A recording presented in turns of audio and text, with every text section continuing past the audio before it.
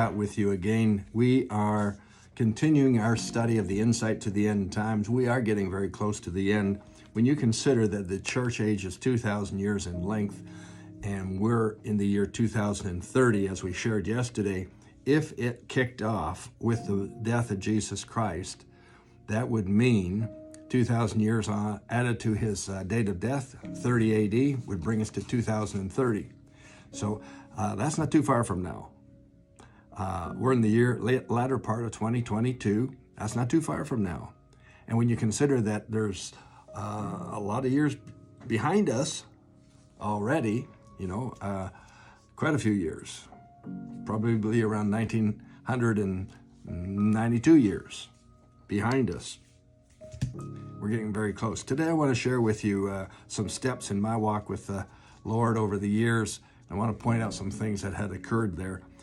I became a born-again Christian along with my entire family when I was a teenager back in the late 1960s. And we were in a denominational church.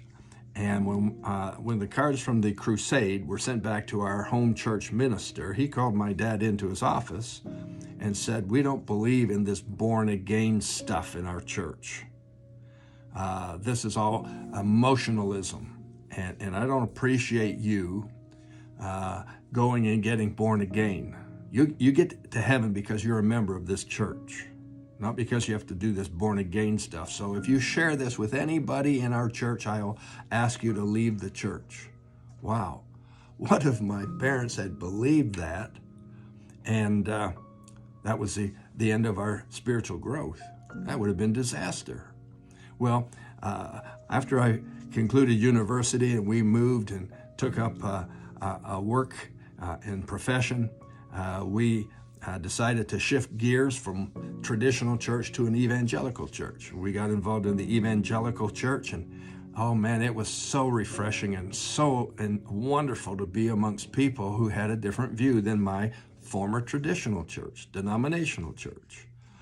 But when we started to talk about being filled with the Holy Spirit, we crossed the line with them. They didn't like that.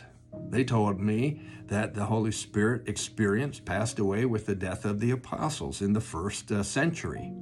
They said praying in tongues was not for today, and they said it was probably of the devil anyways. What if I had believed that? That was a crucial step in our growth as believers, not only to be born again, but to become Spirit-filled.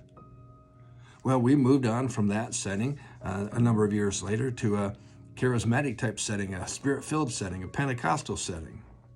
And we enjoyed that because there was more freedom and there's more receptivity. But we then were told that the gifts of the Holy Spirit and praying in tongues was something that occurred from the platform, from the pulpit, by the leadership of the church. It wasn't something that we should expect to operate in. What if I had believed that?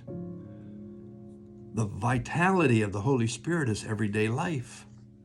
And being able to pray in the Spirit, praying in tongues just because we want to. What if I had believed that? And when we shared with them that we were leaning towards the faith message, that became crossing the line again. They said that was extremism.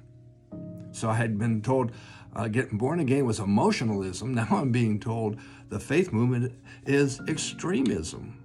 And they told me not to read any of the books by these famous faith authors like Brother Hagin and Brother Copeland and others like that.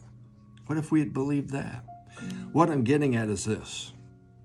There's a lot of well-meaning people who just don't have the truth. They have listened to somebody else. I have a verse for you. I want to read it to you. It's in 1 Timothy chapter 4, verse 1. It says, "Now the Holy Spirit expressly says that in latter times, last days, some will depart from the faith, giving heed to deceiving spirits and doctrines of demons." See, when someone tells you that you don't need to be born again, that's a deceiving spirit that has introduced that. When someone tells you you don't need to be filled with the Holy Spirit, that's a deceiving spirit who has taught them that. When someone tells you that the gifts of the Spirit are just for the pastor and the ministers, that's a deceiving spirit who has taught them that. Here it is in a contemporary version. It says the Holy Spirit makes it clear that as time goes on, some are going to give up on the faith, and they will chase after demonic illusions. And one other contemporary version says God's Spirit says that in the last days, people are going to turn from the truth and from the faith, and they will be fooled by evil spirits. Wow. You don't want to be fooled by an evil spirit. You don't want to be a foolish virgin. You don't want to be fooled by an evil spirit. So what's the solution? John chapter 8, verse 31, 32. Jesus himself said this, "If you abide in my word, you are my disciples indeed, and you will know the truth, and the truth will set you free." We have been sharing truth with you since we began this Insight series. Today's podcast is number 177, and we have been sharing truth with you, scriptural verses, scriptural references, scriptural truth all the way through. Don't let anyone deceive you. We got good stuff for you tomorrow. See you then.